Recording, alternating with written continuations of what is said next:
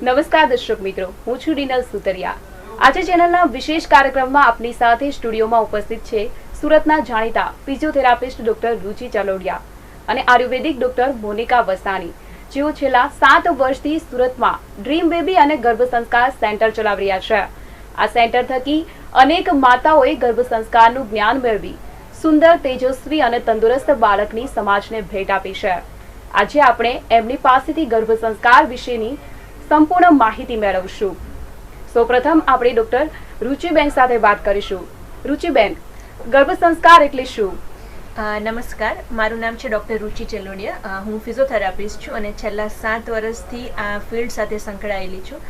તો ગર્ભ સંસ્કાર એટલે બેઝિકલી જોઈએ આપણે તો આપણને ખબર છે કે કોઈ આપણે સારી નોકરી મેળવવી હોય તો આપણે 20-25 વર્ષ સુધી આપણે ભણીએ છીએ, ગણીએ છીએ, ઘણું બધું જ્ઞાન મેળવીએ છીએ અને પછી આપણને કોઈક સારી નોકરી મળે છે।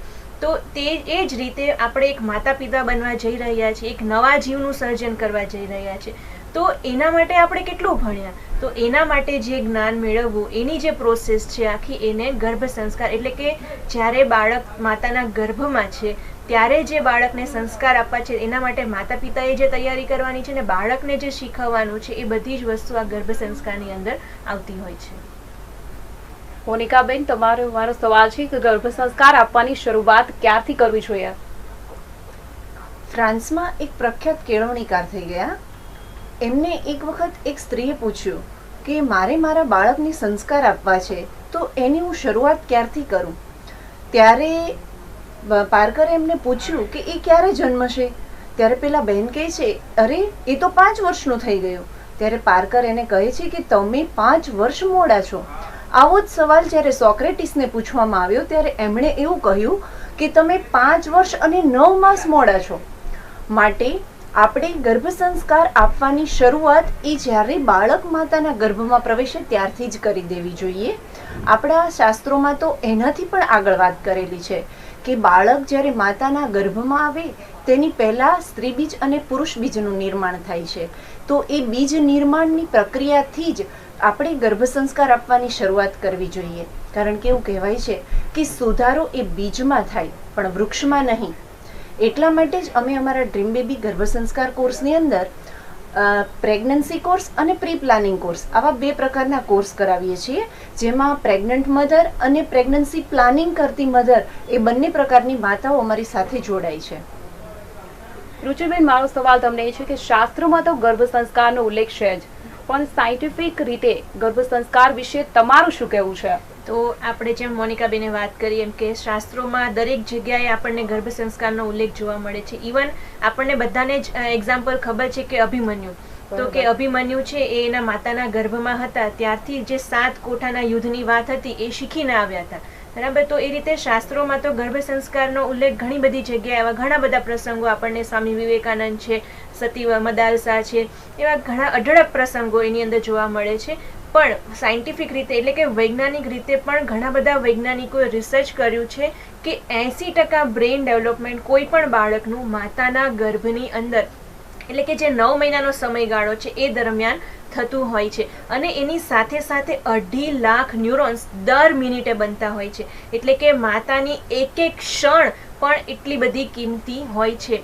અને જ્યારે પ્રેગ્નન્સીના 4 મહિના થાય છે ત્યારે બાળક માતાના ગર્ભની અંદર સાંભળવાનું પણ શરૂ કરી દેતું હોય છે। હું મારું પોતાનું તમને પ્રસંગની વાત કરું તો મેં સતત એવું મારા બાળકને કીધેલું કે પ્રેગ્નન્સી દરમિયાન કે તું બધું જ જમી લઈશ, તું બધું જ ખાઈ લઈશ અને બધું જ ભાવશે ને તું ઊંઘ પણ બહુ સરસ કરી। તો મને એનું રિઝલ્ટ આજે ખરેખર જોવા મળે છે કે મારો બાળક એને તમે કોઈ પણ કડવી, તુરી, તીખી કોઈ પણ વસ્તુ આપશો ને બધું જ એટલે કે બધું જ ખાઈ લેતું હોય છે। એવી જ રીતે મેં બીજું એક અને બાળકને કીધું હતું કે તારા હેર છે, તારા વાળ છે એકદમ સિલ્કી આવશે, કારણ કે અમારા ઘરમાં કોઈના સિલ્કી હેર નહોતા, પણ મારી એવી વિશ હતી કે મારું જે બાળક છે એના જે વાળ છે ને એ સિલ્કી આવે। તો ખરેખર મેં જે એને કીધું કે સતત એને 9 મહિના સુધી કે તારા વાળ સિલ્કી હશે, તારા વાળ સિલ્કી હશે, તો ખરેખર એ પણ તમે જોઈ શકો છો કે એના વાળ અત્યારે એકદમ જ સિલ્કી આવ્યા છે। એટલે આ સાયન્ટિફિકલી પણ પ્રૂવ થયેલું છે કે બાળકને તમે જે સંભળાવો છો, જેવી રીતે તમે બ્રેઇન એનું વર્ક કરાવો છો, એવી રીતે બાળકમાં એ સંસ્કાર 100% આવતા હોય છે। બરાબર છે રુચિબેન। રુચિબેને મોનિકાબેન, રુચિબેને જે રીતે વાત કરી કે 80% બ્રેન ડેવલપ શ્રેષ્ઠ થાય તે માટે આપ ડ્રીમ બેબી ગર્ભ સંસ્કારમાં શું પ્રવૃત્તિ કરાવો છો? અમારા ડ્રીમ બેબી ગર્ભ સંસ્કારના મુખ્ય બે હેતુઓ છે. એક તો હેલ્ધી પ્રેગ્નન્સી અને બીજું ઈચ્છિત અને ઉત્તમ સંતાનની પ્રાપ્તિ. બાળકનો વિકાસ મુખ્યત્વે 4 પાસાથી થતો હોય છે: શારીરિક, માનસિક, બૌદ્ધિક અને આધ્યાત્મિક વિકાસ. તો અમે અમારા આ ડ્રીમ બેબી ગર્ભ સંસ્કાર કોર્સની અંદર આ બધા જ ક્વેશ્ચન વાઇઝ બાળકનું સારામાં સારું ડેવલપમેન્ટ થાય એ માટેના પ્રેગ્નન્સી અને પ્રી પ્લાનિંગના સેશન લેતા હોઈએ છીએ.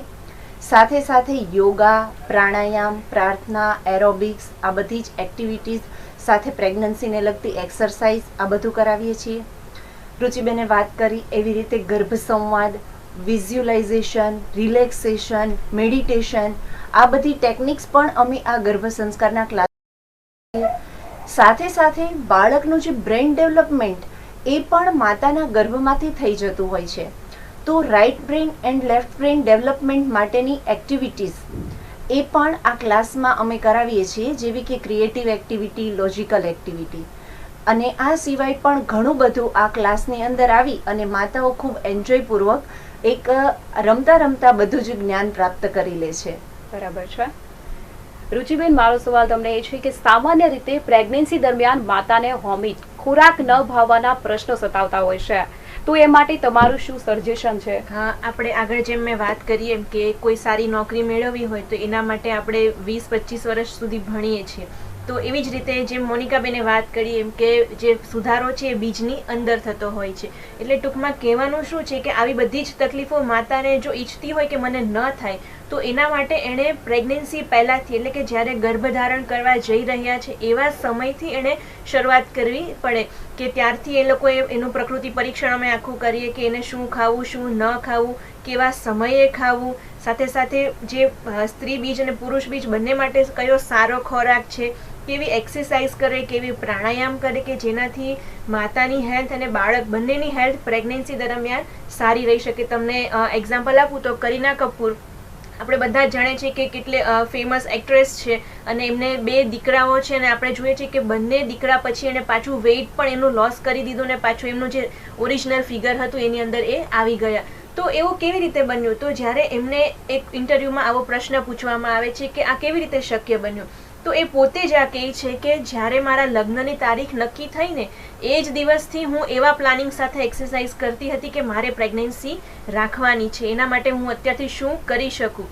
તો કહેવાનું શું છે કે જેટલું તમે પ્રેગ્નન્સી પ્લાનિંગ કરતા હોય ત્યારથી તમે ધ્યાન રાખો એવા એટલા જ તમને જે પ્રેગ્નન્સી દરમિયાન જે બધા પ્રશ્નો થવાના હોય ને ઘણા બધા ઓછા થઈ જતા હોય છે. અમારા ક્લાસમાં એવા ઘણા બધા માતાઓ છે કે જે લોકો પ્લાનિંગથી જોડાઈ હોય, 1 વર્ષ અગાઉથી અમારી સાથે જોડાઈ હોય અને પહેલેથી જ અમે જે પ્રમાણે એમને માર્ગદર્શન આપ્યું હોય એ પ્રમાણે એક્સરસાઇઝ ને બધું જ ફોલો કર્યું હોય, યોગા ને બધી જ વસ્તુ, તો એ લોકોને થ્રુ આઉટ પ્રેગ્નન્સી 9 મહિના સુધી એક પણ વખત વોમિટિંગ પણ થતી નથી કે બેક પેઇન થવાનો કે એવા કોઈ પણ પ્રકારના પ્રશ્ન એમને જોવા મળ્યા હોતા નથી.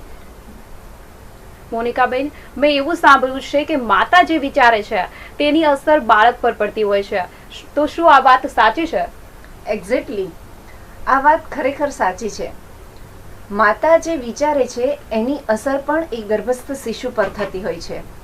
આયુર્વેદ શાસ્ત્ર પ્રમાણે જોઈએ તો આચાર્ય ચરકે ચરક સંહિતામાં કહ્યું છે કે બાળકનું જે ગર્ભસ્થ શિશુનું નિર્માણ એ 6 ભાવથી થાય છે. એમાં માતૃજ ભાવ, પિતૃજ ભાવ, રસજ ભાવ, આત્મજ ભાવ, સત્વજ ભાવ અને સાત્મ્યજ ભાવ એવા 6 પ્રકારના ભાવની વાત કરવામાં આવી છે. એમાંનો સત્વજ ભાવ એટલે કે માતાના મનના 18 પ્રકારના જે વિચારો અને કર્મો એ બાળકને મળતા હોય છે. ભક્તિ છે, શીલ છે, ચારિત્ર્ય છે, આવું ઘણું બધું. અને આપણી પાસે શાસ્ત્રોમાં પણ એવા અનેક એક્ઝામ્પલ્સ છે કે માતાએ જે વિચાર કર્યો હોય, દાખલા તરીકે ભક્ત પ્રહલાદ, તો એની માતા કયાધુએ એ ભક્તિમય વિચારો ગર્ભાવસ્થા દરમિયાન રાખ્યા અને એના પરિણામે એ જે પુત્ર પ્રહલાદ એ પોતે આદર્શ ભક્ત જન્મ્યો. એવી જ રીતે મોડર્ન સાયન્સ પણ આજે આ બધી વસ્તુઓ સ્વીકારે છે. એના પણ ઘણા બધા રિસર્ચિસ થયેલા છે.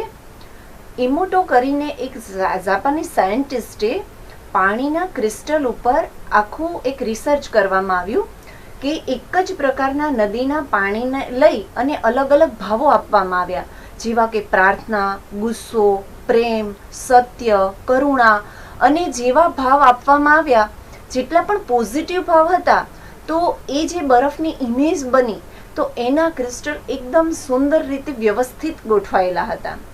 જ્યારે જે નકારાત્મક ભાવો હતા તો એની અંદરના જે ક્રિસ્ટલ્સ એ અલગ અલગ રીતે અને અસ્તવ્યસ્ત રીતે ગોઠવાયેલા હતા. એટલે સાયન્સ પણ અત્યારે આ બધી વસ્તુઓ પર બિલીવ કરે છે. આવા તો અનેક રિસર્ચ થયેલા છે. અમારા ગર્ભસંસ્કાર ક્લાસમાં આવતી માતાઓના પણ આવા અનેક અનુભવો છે. એટલે ગર્ભાવસ્થા દરમિયાન માતા જે પણ કંઈ વિચારે છે એની અસર પણ ગર્ભસ્થ શિશુ પર ચોક્કસ થાય છે. અમારા એક માતા હતા, શીતલબેન કથિરિયા કરીને, તો એમનું એવું ખાસ માનવું હતું કે પ્રેગ્નન્સી દરમિયાન કે મારા બાળક છે ને મારે એને મોબાઈલથી દૂર જ રાખવો છે, કંઈ પણ થઈ જાય કે મારું બાળક મોબાઈલ લેવો જ ન જોઈએ. તો સતત પ્રેગ્નન્સી દરમિયાન એમણે એ જ વિચારો રાખ્યા મનની અંદર કે મારું બાળક મોબાઈલથી દૂર રહેશે, મોબાઈલથી દૂર રહેશે. તો બાળક જ્યારે જન્મી ગયું ને 3-4 વર્ષનું પણ થઈ ગયું, તો બાળક છે ને તે જ્યારે ઘરના બીજા બધા સભ્યો મોબાઈલ લે, ટીવી જોવે, તો એ ઊંધો ફરીને બેસે અને મોબાઈલથી દૂર રહે. બરાબર, એટલે માતા જે વિચારે છે એની અસર 100% બાળક ઉપર થતી હોય છે. મોનિકાબેન, એવું કોઈ તમે એક્સપિરિયન્સ શેર કરવા માંગો છો કે તમારા ગર્ભ સંસ્કારમાં આવેલી માતાઓ કે જેમણે તમને શેર કર્યો હોય એવો કોઈ બી એક્સપિરિયન્સ? એવા તો ઘણા બધા એક્ઝામ્પલ્સ છે, પણ અમારે ત્યાં એક ડૉક્ટર ચેતનાબેન ઝાંઝમેરા કરીને ગર્ભ સંસ્કારના ક્લાસમાં આવતા હતા. એમના મુખ્ય 2 એક્સપિરિયન્સની વાત કરીશ. એક તો એમને એવી ઈચ્છા હતી કે મારે નોર્મલ ડિલિવરી જ કરાવવી છે, બરાબર, પરંતુ સમય વધુ વીતી જવાથી ગાયનેકોલોજીસ્ટ ડૉક્ટરે પણ કહી દીધું કે હવે આપનું સિઝેરિયન સેક્શન લેવું પડશે અને એમને ઓપરેશન થિયેટરમાં લેવામાં આવ્યા. ત્યાં જઈ અને એમણે લાસ્ટ એન્ડ પર કહ્યું કે મને અત્યારે આ એક લાસ્ટ ટ્રાયલ લેવા દો, અને એમનું છેલ્લી ટ્રાયલમાં નોર્મલ ડિલિવરી થઈ ગઈ. બીજા એક્સપિરિયન્સમાં એમણે એવું પણ કહ્યું કે તેઓ ગર્ભાવસ્થા દરમિયાન જેટલા પણ કંઈ શ્લોક બોલતા હતા, તો એ બધા જ શ્લોક એમનું બાળક એકદમ સરસ રીતે અને શીખ્યા વગર સારી રીતે અને એકદમ ફ્લુએન્ટલી સ્પીચમાં બોલે છે, અને સ્પીચની એની ક્લિયરિટી પણ બહુ સરસ છે. આવા તો અમારી પાસે ઘણા બધા અનુભવ છે. અને એમના જ બીજો એક્સપિરિયન્સ તમને શેર કરું કે પ્રેગ્નન્સી દરમિયાન એ ભાગવત ગીતા રોજ વાંચવાનો નિયમ રાખ્યો હતો એમણે. તો એક દિવસ બન્યું એવું કે ગીતા વાંચતા હતા અને પછી જેમનો જે સોનોગ્રાફી માટેનો ટાઈમ થયો અને એ સોનોગ્રાફી કરાવવા માટે જાય છે. તો ડૉક્ટરે જેવી સોનોગ્રાફી કરી એટલે તરત જ પૂછ્યું કે બેન તમે શું વાંચીને આવ્યા છો આજે? એટલે ડૉક્ટર ચેતનાબેને કીધું કે ભાઈ હું ભગવદ્ ગીતા વાંચતી તેને વાંચતા વાંચતા જ અહીંયા આવી છું. કે તમે જુઓ આ સોનોગ્રાફીની અંદર કે બાળક છે ને એ હાથ જોડેલા પોઝમાં છે.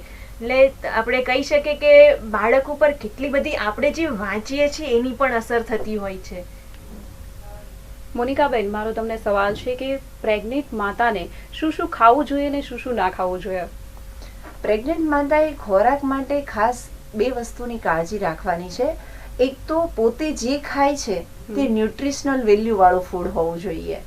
એટલે એ અને જ્યારે કોઈ પણ વસ્તુ ખાય છે ત્યારે બીજી વસ્તુ એ વિચારવાની છે કે આ ખોરાકથી મારા બાળકને નુકસાન થશે કે નહીં. બરાબર, તો એમાં મેઇનલી તો ન્યુટ્રિશનલ વેલ્યુ ધરાવતા ફૂડ્સ એટલે કે બધા જ પ્રકારના ફ્રૂટ્સ, વેજીટેબલ, ફળો અને શાકભાજી, સાથે સાથે સવારે અને સાંજે દૂધ પીવું જોઈએ. બપોરના ટાઈમે દહીં અથવા છાશ લેવું જોઈએ. અને એની સાથે માતાને કેલ્શિયમ અને આયર્ન આ 2 વસ્તુની ખૂબ જ જરૂરિયાત હોય છે. એટલે કેલ્શિયમ રીચ ફૂડ પણ એટલું જ લેવાવું જોઈએ અને આયર્ન રીચ ફૂડ પણ એટલું જ લેવાવું જોઈએ. અને ન લેવાની વસ્તુમાં તો મુખ્યત્વે મેંદો અને બ્રેડ બેકરી આઇટમ, સાથે સાથે સોડા, સોફ્ટ ડ્રિંક અને જે કલરવાળી વસ્તુઓ છે એ બધી ખાસ અવોઇડ કરવી જોઈએ. બરાબર છે. રુચિબેન, મારો તમને એ સવાલ છે કે 9 મહિના માતાએ એવી કઈ એક્ટિવિટી કરવી જોઈએ કે બાળક એટલું એક્ટિવ આવે? જે મોનિકાબેને વાત કરી એમ કે અમે જે ક્લાસમાં right brain activity, left brain activity કરાવીએ છીએ, કારણ કે આપણું જે રાઇટ બ્રેન છે જો એ સારું પાવરફુલ ડેવલપ થાય તો બાળક છે ક્રિએટિવ આવતું હોય છે. એવી જ રીતે જો લેફ્ટ બ્રેન વધારે ડેવલપ થાય છે તો બાળક છે એ લોજિકલ વધારે આવતું હોય છે. તો પ્રેગ્નન્સી દરમિયાન માતાએ લોજિકલ અને ક્રિએટિવ બંને એક્ટિવિટી કરવી જોઈએ કે જેના કારણે તમારા મનમાં જે પણ કેમિકલ્સ ઉત્પન્ન થાય છે, જેનો સ્ત્રાવ થાય છે, એ અલ્ટિમેટલી તમારા બાળક સુધી પહોંચતા હોય છે. એટલે એનાથી બાળકનું પણ રાઇટ અને લેફ્ટ બ્રેઇન છે એ સારામાં સારું ડેવલપ થઈ શકે. પછી તમને એવું હોય કે ભાઈ મારું બાળક છે શાંત આવવું જોઈએ તો તમે મેડિટેશન કરી શકો છો એના માટે. તમને એવું છે કે મારું બાળક ચપ્પળ આવવું જોઈએ તો તમે યોગા, પ્રાણાયામ, એરોબિક્સ છે એવી વસ્તુઓ પણ તમે કરી શકો છો. એટલે અઢળક વસ્તુઓ છે કરવા માટેની, બરાબર, પણ તમારી મહેનત હોવી જોઈએ એના માટે. રુચિબેન, ગર્ભ સંસ્કારમાં એના લગતી કોઈ ઇન્ફોર્મેશન છે કે બાળક જ્યારે જન્મે ને ત્યારે જોવાનું અને સાંભળવાનું તો શીખીને જ આવે છે, તો શું એના વિશે કોઈ એક્ટિવિટી છે કે ખરી? હા, એના માટે આપણે જે એક્ટિવિટી હોય છે એનું નામ છે 5 સેન્સ. આપણી જે 5 ઇન્દ્રિયો છે કે આંખ, નાક, કાન, જીભ, ત્વચા અને સ્મેલ, બરાબર. તો એના માટે પણ એવી એક્ટિવિટી હોય છે કે બાળક જ્યારે ગર્ભમાં છે ત્યારથી એને આપણે સારી રીતે કેવી રીતે ડેવલપ કરી શકીએ કે બાળકની જે સ્મેલ છે એ એકદમ પાવરફુલ આવી શકે, બાળકનું જે ટેસ્ટ સેન્સ છે એ એકદમ પાવરફુલ આવી શકે. અમારા જ ક્લાસના એક માતાનું એક તમને એક્ઝામ્પલ આપું તો એમણે એવું વિચાર્યું હતું પ્રેગ્નન્સી દરમિયાન અને સતત ડેઈલી એમણે આ 5 સેન્સ એક્ટિવિટી કરેલી કે ભાઈ મારું જે બાળક છે એની 5 સેન્સ એકદમ પાવરફુલ આવી જોઈએ. તો એનું રિઝલ્ટ એમને જોવા મળ્યું છે કે એનું જે દીકરો છે અત્યારે 1.5 વર્ષનો જ ફક્ત છે, છતાં પણ ઘરમાં કોઈ પણ આઈટમ બનતી હોય એ કોઈ પણ ખૂણામાં રમતો હોય તરત જ આવીને કહેશે કે મમ્મી તમે આ બનાવો છો. એટલે એની જે સેન્સ છે સ્મેલની એટલી બધી પાવરફુલ આવેલી છે. એવી દરેક જે સેન્સ છે એના માટે તમે એક્ટિવિટી કરી શકો છો અને બધી જ સેન્સને તમે પાવરફુલ બનાવી શકો છો. મોનિકાબેન, મારો તમને સવાલ એ છે, ગર્ભવતી મહિલા મ્યુઝિક સાંભળતી હોય છે તો શું એમના વિશે કંઈ તમારે કહેવું કે એમની કોઈ એક્ટિવિટી આવતી હોય? હા, મ્યુઝિકની પણ અસર ગર્ભાવસ્થા દરમિયાન ખૂબ સારી પડતી હોય છે, કારણ કે બાળક માતાના ગર્ભમાં 4th મંથથી સાંભળવાનું શરૂ કરી દે છે અને બાળક એ જ્યારે કોઈ પણ લેંગ્વેજ શીખે છે એના પર કરતાં પણ વહેલા એ પોતે સંગીત શીખી શકે છે. કારણ કે જ્યારે ભાષાનો પણ જન્મ નહોતો થયો એની પહેલાં સંગીતનો જન્મ થયો હતો. એટલે સંગીતની ભાષા એ ગર્ભસ્થ શિશુ એ ખૂબ સારી રીતે સમજી શકે છે. એટલા માટે માતા જે પણ કંઈ સંગીત સાંભળે કે શીખે એ બધી જ વસ્તુઓની અસર ગર્ભસ્થ શિશુ પર પડતી હોય છે. આપણે એક જે ઝાકિર હુસેન એમનું એક્ઝામ્પલ છે તો એમાં પણ એવું છે કે ઝાકિર હુસેન જ્યારે એની માતાના ગર્ભમાં હતા ત્યારે પિતા અલ્લાહ રખા એની માતાના પેટ ઉપર તબલાના લયમાં એ વગાડતા હતા પેટ પર હાથ મૂકીને. અને એ ઝાકિર હુસેન કહેવાય છે કે માતાના ગર્ભમાંથી જ આ બધી વસ્તુઓ શીખીને આવેલા, એટલે આટલા સુંદર એ પોતે તબલા વાદક બની શક્યા.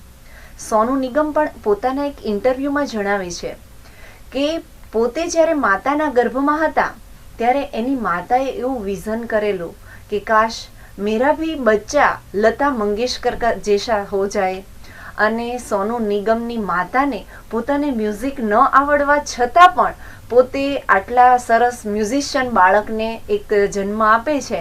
તો આ રીતે માતા ગર્ભાવસ્થા દરમિયાન જે પણ કંઈ મ્યુઝિક સાંભળે છે કે પછી પોતાના બાળક માટે જે વિઝ્યુઅલાઇઝ કરી છે એની ખૂબ સારી પોઝિટિવ ઇફેક્ટ થતી હોય છે. આપણે ત્યાં તો એટલું બધું કલ્ચર નથી ડેવલપ થયું અત્યારે, પણ ફોરેન કન્ટ્રીની આપણે જો વાત કરીએ તો વેનેઝુએલા, તો વેનેઝુએલાની અંદર તો અત્યારે કમ્પલસરી કરવામાં આવ્યું છે કે દરેક જે પ્રેગ્નેન્ટ લેડી છે એને પ્રીનેટલ એજ્યુકેશન લેવાનું જ, ફરજિયાત લેવાનું. એવી જ રીતે જર્મની, તો આપણા જે સીએમ હતા જે આનંદીબેન જે સમયે જ્યારે એ ચીફ મિનિસ્ટર હતા એ વખતે એકવાર એ જર્મનીની મુલાકાત માટે ગયા.